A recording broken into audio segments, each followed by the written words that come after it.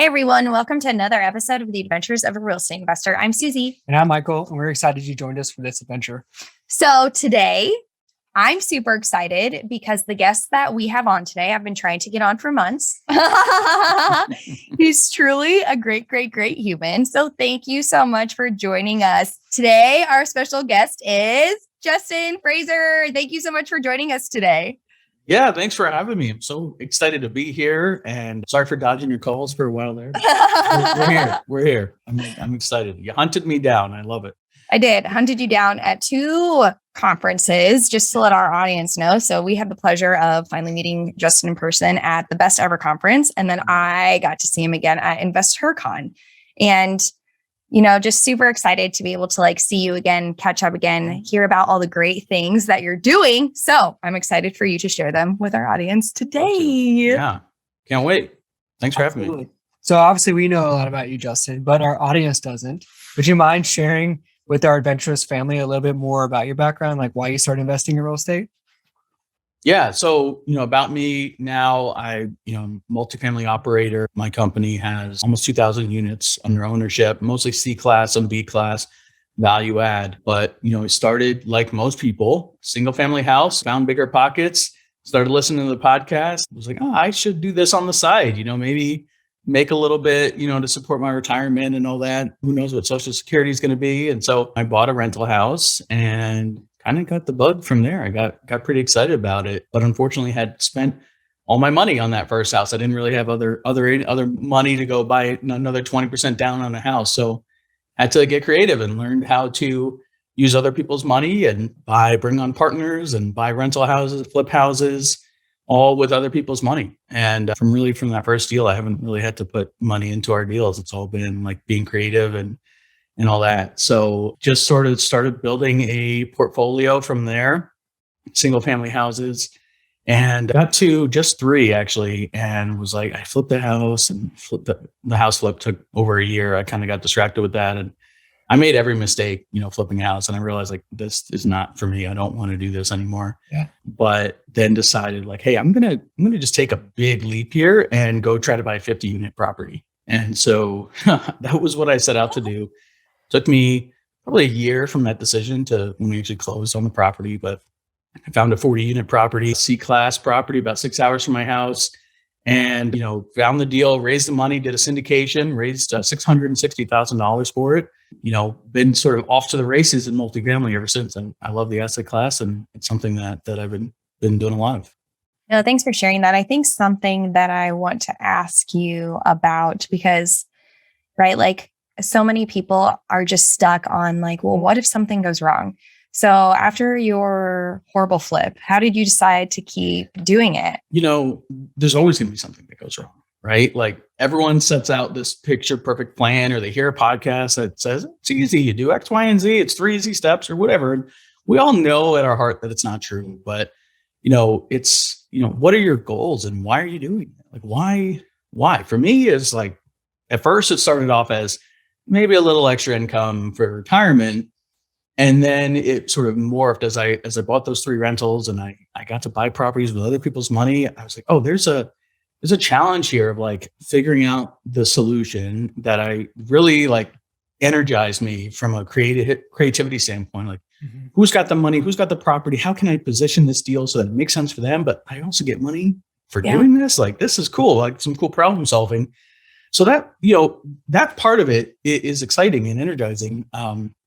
And then I realized there's actually a path here that can set my family up, and I've got 2 young boys and a wife. And I was I'm excited to build something for them and for us to enjoy life. And so it kind of got me going. And so every time something goes wrong, and there's always something that goes wrong, you just remember, why am I doing this? And is it worth what I think I can get out? I have that discussion. Yeah, I'm at Home Depot 4 times today for this and my handyman doesn't know what's going on and he cut the door wrong. And there's all these things that happen.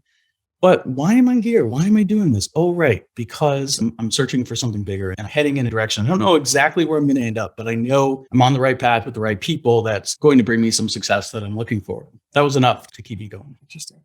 No, I like that a lot just because so many people, though, they also are like, well, I don't have a why, like right now. I don't have a reason right now. And I think even a big thing to just say is like your why will forever evolve also. Right. Yeah. So like it's just strong enough to keep it going every day. Cause it's not like we all wake up with like this really great motivation and we're like, yes, Yeah. you know, Yeah. I mean, like we have to have that extra push too. And that's where like your why totally comes in and is super important. Yeah, and it's okay to be like selfish about your why. A lot of people say family. That's a big one for me. But you know, the challenge of it. Like, can I figure my way out of this problem? That's a cool why too. And maybe you're bored at your job and you're just looking for a little excitement or to flex those problem solving muscles. Why not? You know, that's exciting too. It is. Something else that you said that I want to point out though, because I hear a lot of people say like, I don't have money. And I know you touched on using other people's money. Yeah. Can you kind of chat about like what that looked like? Because even people say like no one around me has money. So like, how did those conversations start? How did that happen? Well, then you are around the wrong people. Right. So, I mean, and that's a joke, but it's also true. Like you've got to be around the right people. And that, I'm not saying that, okay, if you don't have a rich aunt, you know, you can't do real estate. That's not what I'm saying at all. Because I had, I think it was $21,000 saved and I spent it all on my down payment. And it was an $80,000 house, down payment and reserves and whatever, you know, the immediate repairs that I needed. And that was it, right? I had no more money. And I was making, I don't know, 40, 50 grand a year. I wasn't making a ton of money. And I don't have any family members that have a ton of money either. But I started surrounding myself. I started going to meetups with people that were talking about using other people's money and people that had large rental portfolios and people that were successfully flipping houses. I started talking to them and I started hanging out with them and I sort of evolved my circle of people who I hang out with and started posting online and showing like, hey, I've got this one house and here's what I'm going through, sort of like documenting it through YouTube and like all the, you know, you talk about problems, like I just started documenting like, oh my God, you're not going to believe what happened to me today. And, you know, but I put it up on YouTube and posted about it. And suddenly people started reaching out like, hey, you're a real estate guy. I got a little bit of money. You know, I had a buddy of mine who was in school with me. One day out of the blue was like, hey, I got tickets to the Rutgers game. Let's go. And I was like, cool. Yeah. All right. Yeah. Right. You're And, like, okay. Yeah. All right. And so we're hanging out and we're sitting there in the third quarter and he goes, so tell me more about how this will work. I've got like, you know, some money, some serious money I want to invest with you. And I was like, whoa, what? Okay. I didn't realize that's what this was about. Let's talk. Let me tell you about it. But people recognize, you know, everyone has someone that knows, likes, and trusts them. Everyone has someone that believes in them. And, you know, you just got to sort of put yourself out there and see what comes back. And so by putting myself out there, I had that guy funded my entire flip and made more money on it than I did and actually made a decent, even though it took a year, he was making like 10+% return on his money. So he made out great. But I had other people approach me and say, hey, let's partner. I've got a little bit of money, and people that you would never sort of expect, but they see that you're doing it. They see an opportunity. They see an opportunity for the excitement or better returns or whatever it is. And they come out and they want to play with you. They want to do something together. So if you're putting yourself out there on podcasts or even just, you know, daily Facebook posts about what you're up to, people will start to respond to that and they'll respect it. That's really cool. And so now you're talking about like, you know, raising money from like what's considered like retail investors, right? Like people you just have like, you know, a couple $100,000 or $50,000, whatever, to like invest in a deal and a syndication specifically. Now that you've grown to like, you know, almost 2,000 units, have you transitioned that other people's money to like private equity firms and family offices and things like that? So we don't. We at DeRosa Group, I work with the DeRosa Group now. You know, Matt and I are partners. We have some other partners as well. And that's Matt Faircloth. And he wrote the book, Raising Private Capital for Bigger Pockets. Yeah. And so, you know, our philosophy is, you know, our mantra sort of is transforming lives through real estate. And we really believe that in terms of where we put money into our properties. And you know, we can talk about that. But the other side of that is like our investors most of our investors are $50,000 investors, right? We have a ton. We go through some of our deals. You know, we just did a deal where we raised $21 million. You know, I think our average investment on that is like 125, you know, and that's some people in for $1 million, a lot of people in for 50, right? And so wow. there's a lot, but we love to, you know, it's a grind, but you know, our investor base are people that yeah, they've got an extra 50, then they want to put it into something. And so we really believe that like we are bringing these opportunities to Main Street, to the people that, have some money. We're not, we mix up our accredited and non-accredited deals. So, if we just did a $3 million raise and it was a non-accredited deal to our friends and people that we've done business with. And we have a lot of repeat investors that just aren't accredited, and that's okay. And so we'll go back to them and, they're in. So we do maybe the hard way, I guess, rather than going to get one or two like multi-million-dollar checks, but it actually means the world to us to have those people believe in us and join us on these projects. No, and that's super cool because you actually don't hear that very often, right? Because like we really are all in this together, like to make a difference in other people's lives. So it's cool to be able to be like, no, like we're going to continue to do that. Yeah. I mean, one, we like the control that comes with, not giving up a lot of control to an outside family office or private equity company or something. But, that's why we got into the business, was to help other people have a vehicle to invest in. And so for now, we're actually building out a structure to bring more people in that can help us with that. Like we're hiring employees, and our model is not hire someone to go find the private equity firm. It's hire someone to go find the next 100 people that will invest $50,000 with us, and make those connections with our base and the people in our base, and just build those true connections and show them there's an opportunity for them to invest in something that can make their lives better.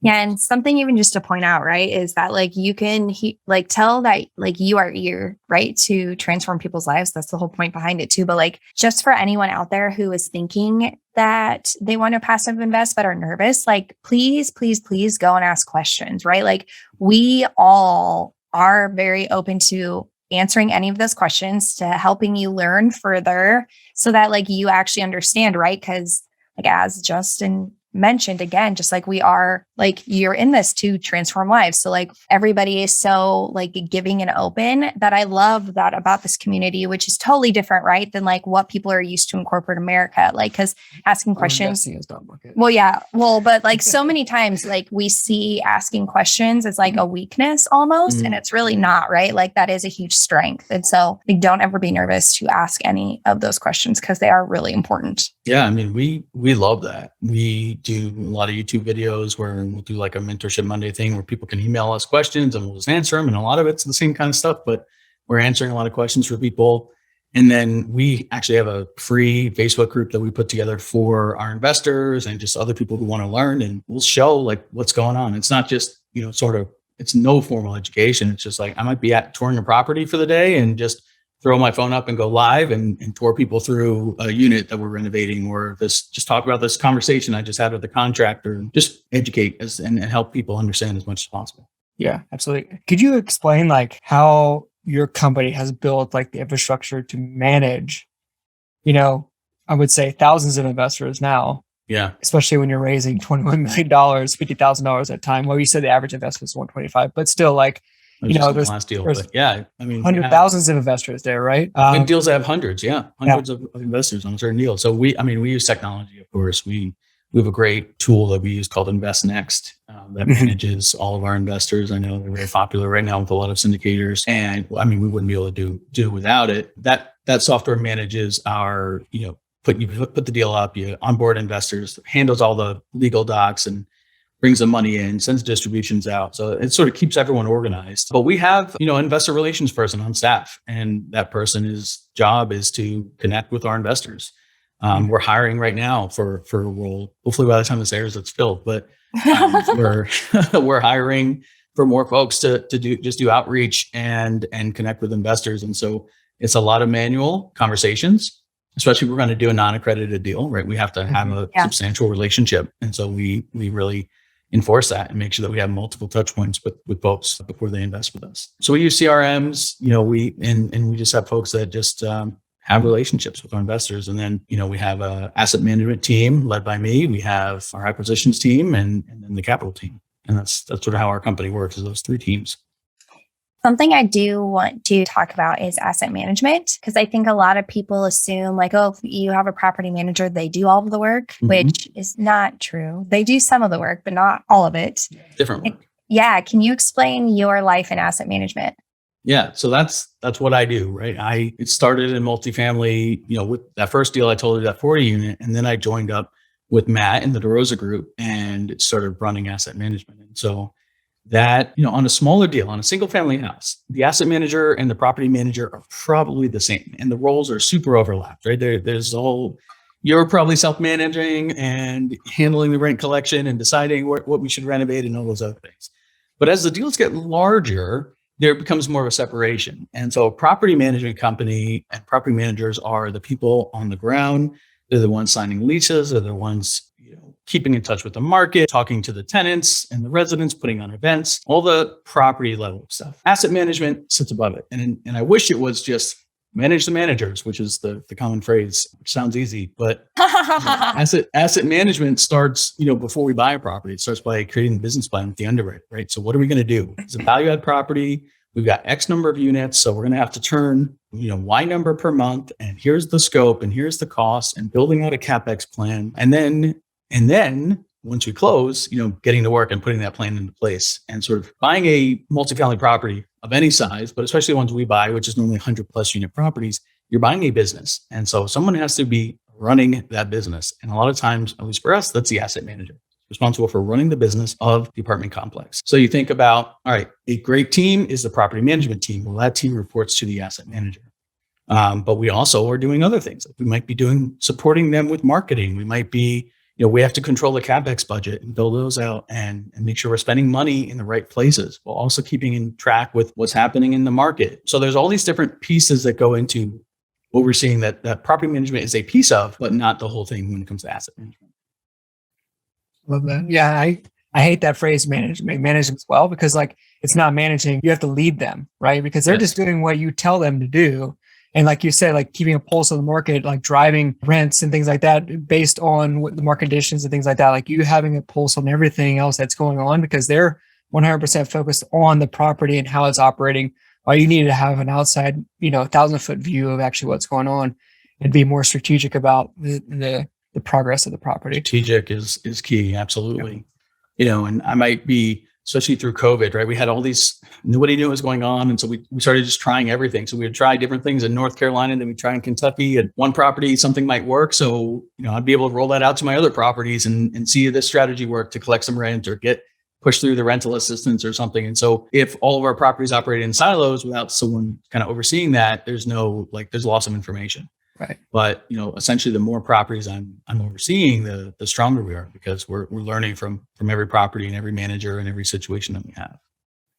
Yeah. And there's even two things I want to add to that. Even a lot of times the property manager doesn't even know what a syndication is. So they really don't know if there's a business plan or anything involved. Right. So that's huge. And then the second thing I wanted to touch on, which you did finally at the end, was just so many people are scared to scale, passively or actively, right? But really, when you work with the same operator, or not even the same operator, but an operator who has multiple properties, that creativity that you were talking about is huge, because it's so true, right?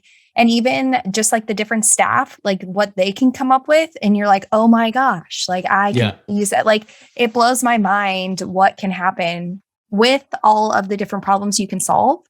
Once you start to get 1, 2, 3, 4, 5 properties, it's amazing. I'd love to touch on that, because the more, I keep saying this, the more we buy, the easier it gets. And every property, and that's not to say we take it lightly or are resting, but the larger properties I buy, the more portfolios I buy, I get better rates from my property management company. I become a larger percentage of my property management's clients. So now I'm more valuable to them. I have the attention of the CEOs or whoever I need to call, because we're doing a lot of business with them. Also contractors, right?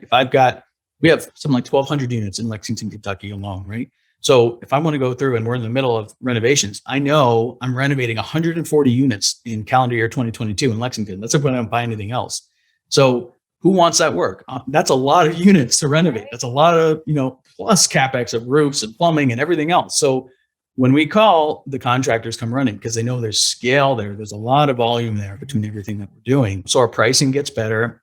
The quality of work gets better, because we have the weight to push around and say like, hey, I've got all these other properties and all this other work that you don't want to do a good job, or you want to play funny games with me on this little project. Well, Yeah. I guess I'll call someone else for the rest of the work. And I'm not saying we're being unfair, but it does allow us. That is an unfair advantage for us, is that we can be competitive and we can get great pricing. The other thing that we rolled out in Lexington this year, which is cool, is on the staffing side, which I think you touched on, is we hired essentially like a super manager, a maintenance tech, to sit across our entire portfolio. Now, every property has full maintenance staff and we have a regional manager, but we decided let's add one more person who's super experienced, that knows the skill sets and can manage all my maintenance staff across town. So now if I have a plumbing issue on one property, well, this supervisor knows that I've got a great plumber sitting on that property across town. Let's swap positions for the day. And you go over there and fix my plumbing issues. Now I don't have to call a third party plumber to come out, right? If we were in silos and I didn't have that, it'd be a lot more expensive. So now this guy's salary is essentially going to pay for himself in like a year, just in the savings there and sort of the extra attention to managing that maintenance team. And then when I divide it out across all the properties we have, it's only a few $100 per property, per month. It's like negligible costs, but the upside is incredible. So that's when I say it gets easier the more you buy, it's true, in all those ways. Yeah, that's awesome. And I'm just curious to take a peek behind the curtain of like what your asset management team is, or who your asset management team is made up of. Like you said you manage a team of asset managers, basically. Yeah. What does that consist of? What does that look like? We've been scaling as recently, which is great. We started out with just me, just doing all the asset management. And then as we started picking up more and more properties, I brought in a construction manager. So I handled the operations. He handled more of the CapEx. We realized we were sort of kind of duplicating efforts a little bit. So now he runs our assets, a certain number of assets. I still am in the business and still running a few other assets. With our next purchase in North Carolina, I'll be able to step out and we'll be able to bring in another full-time asset manager so that I can sort of oversee everything. So right now we're a team of 2. I also have a project manager that helps us sort of behind the scenes with things like, financial reporting dates and making sure we're hitting our deadlines to submit, quarterly financials and rent rolls and all that other sort of admin stuff that comes with all the different loans that we have. And then we have an admin that also track, like more financially minded, that where we put together budgets and action first actuals, and we look at debt yields and all the other sort of things that we're supposed to be hitting and tracking, and building out financial dashboards for our team so that anyone on our team can log in and look at our dashboard and see certain key indicators on where we are with from financial performance to operationally occupancy, all these different, unit renovation status. And so we have an admin that helps us out with all that. But we're scaling. We're going to add another asset manager probably in the next 3 to 6 months. And, who knows from there. So that's our team. Love that. Yeah. I mean, like, that's huge because like we only have like 6 properties. 6 properties as of next week. Congrats. Thank you. Like we've implemented like the same KPIs across all of them. And so we know exactly, and we're tracking, and our property manager they manage all of them except for like one. And so like we have like, what am I trying to say, like consistency across all the properties that way, which is really nice, right? It's like being able to have that umbrella to be able to see all the properties. And then, like you said, not operate in silos as well. And even, like I said, you have way more properties than we do, but like even at the scale that we're at right now, it's like, it's huge, right? Just being able to do that and implementing the same thing over and over and over again. Yeah. Like you said, like you probably started with 1 hour phone call per property per week, right? With your manager for the first property. And then the second property, maybe another hour, but then you start adding properties like, I'm going to spend an entire day on phone calls. But if you're working with the same team, okay, let's condense down. You're maybe working with the same regional manager or 1 or 2 people, and those calls get a lot more efficient, right? And it just gets easier, right? Is that what's happening? Yeah. Exactly. Yeah. Yep. We're getting regional across all the properties now, and just getting a lot simpler that way. So yeah. So you see, it gets easier, right? Even just efficiency and communication makes a huge difference as well. Yeah. Susie, you mentioned business plan. I feel like I always have to touch on the business plan and talk about asset management, because one thing that I do, I mentioned we make the business plan, but it's not in a vacuum. And so I actually look to my regional managers to help me say like I'm not just sitting at a computer and deciding I'm going to get $1,000, in rent for this unit, and I'm going to take these fees. It's very collaborative up front with the regional manager. And, certainly now with the folks that we work with, our maintenance supervisors and all that, they're all kind of in the loop on it. But the week before we close any property, I'm usually there and I'm meeting with the staff, whether it's a new property, it's obviously new property buying it, but new management team or not. It's like, even though we have, all these other units, let's sit down, let's talk about the plan for this property. And it's a written piece of paper and it says, I need to renovate X number of units per month. Here's the scope that we've discussed. Here's the rents that we need to get. Here's the fee, the utility fee we talked about, or whatever it is. Like, these are the key things I need for success and that we need. And these are, I'm going to be asking you about these, every week. This is what we're going to be talking about. How are we getting towards our goals, right? And every property is different. It could be, the property is more stabilized. We got to get renewals to a certain level, or we got to roll out, valet trash and get a fee for that. Like, whatever the plan is, I want to make sure that not only are they aware of it, but they bought in, they've helped me build it in most instances. And then it's written and physically handed to them so that they see it and they can hold it and they can leave it on their desk and can think about it. And then they know, oh, Justin's going to be asking me about this. And there's no question like, well, what does Justin want to get for those 2 bedrooms? No, it's right there on paper in front of them. Yeah. I love that. And that's really cool that you said that, because we did something, we did the exact same thing, right? Like, we write a business, like I had the underwriting, on the underwriting, write a business plan, and right before, like a week before closing, or, shortly before closing, we'll have a sit down with the regional, potentially a CEO, she's available, and also like the on-site manager, and be like, here is what we plan on doing.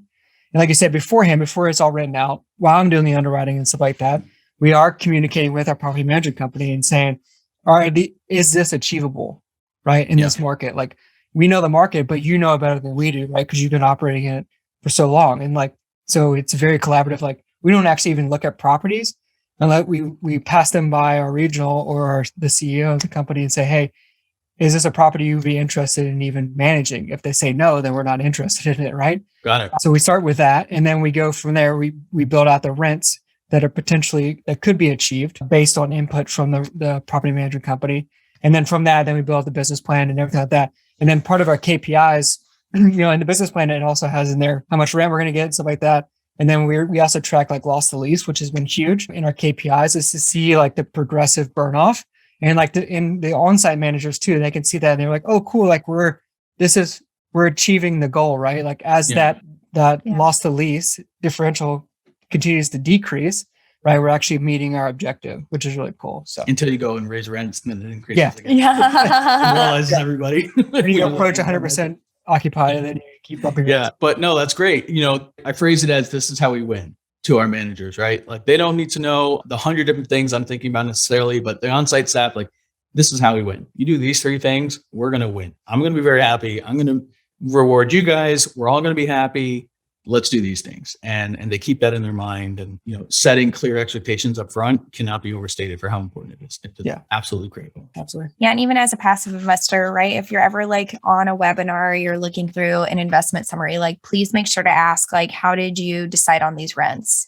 Right. Because the operator or the sponsor needs to be able to say, like, I collaborated with the property management staff, and then we discussed what other properties are doing in the area. Like, that's huge. Yeah. And you don't see that a lot, because you also don't realize how many sponsors are actually getting their property management company like right at the very end, right? So if they've only taken them on 2 weeks before closing, like, that they weren't involved throughout the whole entire process. So just something to like look at as a passive investor. I love that. And I'll push it one step further in, you should be touring the comps with your regional manager or your whoever's just going to be your site manager, whoever's helping you make those decisions on rents. Like, they should have toured the property with you already, of course, right? And you guys have a plan. But okay, these are, the top 5 comps in the area for when there's a person, a potential tenant that's looking at my property and these other 4, let's go walk those. Let's see what they're being offered. Right? Is it maybe their rents are higher, but they're townhouse style, or they've got a pool, or they've got this other amenity that we're not thinking of. And let's really look at the condition of those units. Can we beat it? Can we meet it? If we're coming in lower, if we're just doing like turn, then how are our rents going to reflect it? And really being critical about where you are in the market, because that's what the potential tenants are going to do. They're going to be touring those units. So you should be doing that too, to really understand. So, and then again, back to the scale point is, almost anytime, our acquisitions team says, "Hey, I've got a deal," I usually probably walked it already. And I probably already know it, or I've certainly driven it if I haven't walked it. Just yesterday, our underwriter called and I was like, "Yeah, that's a mile from our other property that we just sold." I'm like, "I know it. I've been there." Like, it's great. So you got more familiarity. So yeah, definitely time on the ground is another really key for asset management, not only at your property, but the surrounding properties to understand what's happening in the market. Yeah, agreed. One final thing I want to touch on before we move into the Adventurous 4 questions was that we mentioned earlier, like sometimes the on-site manager or the regionals or anything like that don't even understand how syndication works, right? Yeah. And so like Susie has been like become very like involved with, the property manager. She like, we both asset manager. I would say she's a full-time asset manager for sure. And she's there like all the time now. And now that COVID restrictions have been released or eased. Anyways, that being said, like she was able to like explain to the on-site managers and the regionals as well, like, here's how syndication works, right? It's not just like, we are not just the owners of this asset, right? Here are the other 40 people who are also owners, right? And this is how it works, et cetera, right? It's like, and they're like, oh, cool, that makes sense, and then they get excited about it, right? And then I feel like they're more motivated, or at least more dedicated to their job and achieving the goals and objectives we set out. So it's really cool. Yeah, I love that. Having them have an understanding that you're not like some, big banker in a suit, with a cigar and his feet up on his desk, like, more properties, right? No, these are real people that invest, and that makes a big difference too. I totally agree with you on that. And we actually always invite our investors out to our properties. And so normally a few months after closing a property, we'll do an event. And we mostly invest in the same town. So we'll invite everyone that invests with us in Lexington, for example, like, "Hey, we're going to do an event. We just had this big closing a few months ago. Come to our properties, meet our staff, we'll have pizza and dinner, whatever." And that works both ways, where the investors love it and the staff gets to know who's behind the curtain as well. That's cool. Yeah. I like that. Yeah, that's do it. It's worth it. Do it. Cool. That, like, how many investors do that, right? And they say, "Oh yeah, I went and we still have people. We did one 2 years ago in North Carolina, and we'll still get people reaching out like, 'Hey, remember we were walking by the pool and you told me this and that, and how's that going? And what's happening there?' I was like, 'Great, like let's keep talking about it.' Now I can show you the after pictures because it's been 2 years. It's awesome. Yeah, that is cool. That's really neat. Yeah.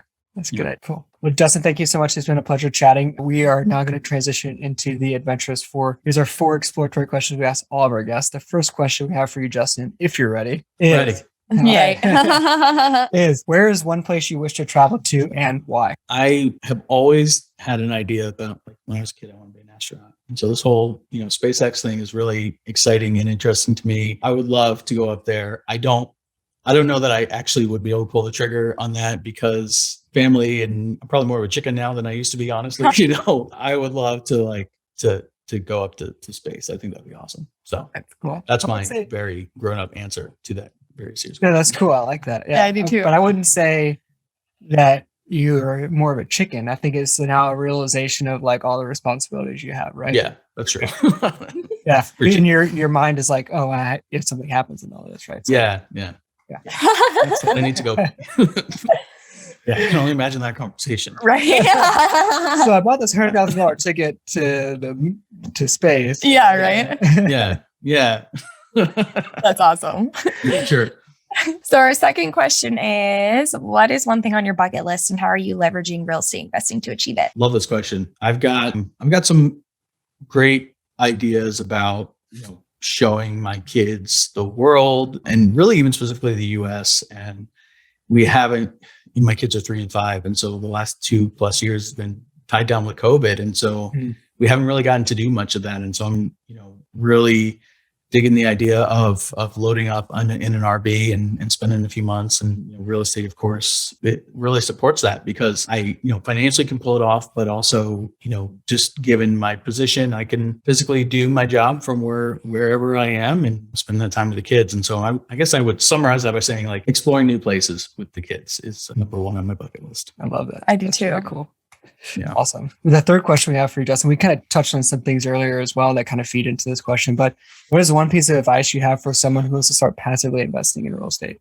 Yeah. So what we do is not passive, right? Buying multifamily is not a passive thing. And so if you want to be a passive investor, then bet your sponsors hard. vet the people that you are doing business with, talk to other people who invest with them, find out, is it truly passive, right? So, our investors, it's truly passive. And most indicators are supposed to be truly passive. But if you're going to be trusting your hard-earned $50, $100 plus $1,000 with someone, find out about their track record, find out what the plan is. Susie, you mentioned some great questions about really dig in, like, where'd you get these rent numbers and all that? Like, vet everything about it, because that's your hard-earned money that you've worked really hard to get. So you want to be passive, do the upfront work, and then sit back and invest it and be passive. But you still have to do some upfront work in vetting your sponsors. Yeah, no, that's great advice. Thank you.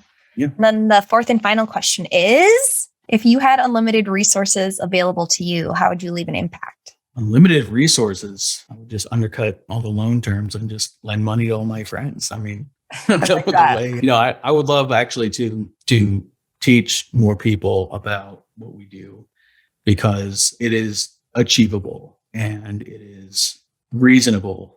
And totally. So I want, that's why I do my podcast, and that's, the resources. I think time is probably the most limiting resource in that for me. And so where I see, my resource of time, I'm focused on building the business, and we don't have nearly enough opportunity to spread the good word about how other people can do it. And I think to really make an impact, like, I want everyone to own that first rental property that they bought for $20,000 and went through all the mistakes and had an eviction and everything else. But at the end of the day, set themselves up for some really great financial decisions in the future. And so I want everyone to do that. So I guess that's my answer. Yay. Awesome. Thanks. I love that. Yeah. Well, thanks so much, Justin. It's been an absolute pleasure. Before we end the show, would you mind sharing with our adventurous family a little bit about how they can find out more about you and your podcast and reach out to you? Yeah. So company is DeRosa Group, DeRosaGroup.com. We've pretty much always got something we're working on right now, actually not raising for any deals, but you can join our list there. The podcast is True Multifamily, and I talk about this kind of stuff. I talk about asset management, and I interview other operators who are doing it and solving problems. And we tell a lot of funny stories and serious stories and sad stories and all of that. But all the real life stuff that goes into managing, all these larger properties. So check me out at truemultifamily.show, or, True Multifamily's on all the social platforms. Just search True Multifamily. Cool. No, cool. Yeah. And thank you, Justin. It's truly been a pleasure. And we are so glad we got to chat with you today. Thank you. Thanks, guys. Love being here. Thanks so much. Yeah, absolutely. So until next time, explore more, adventure awaits. Woo!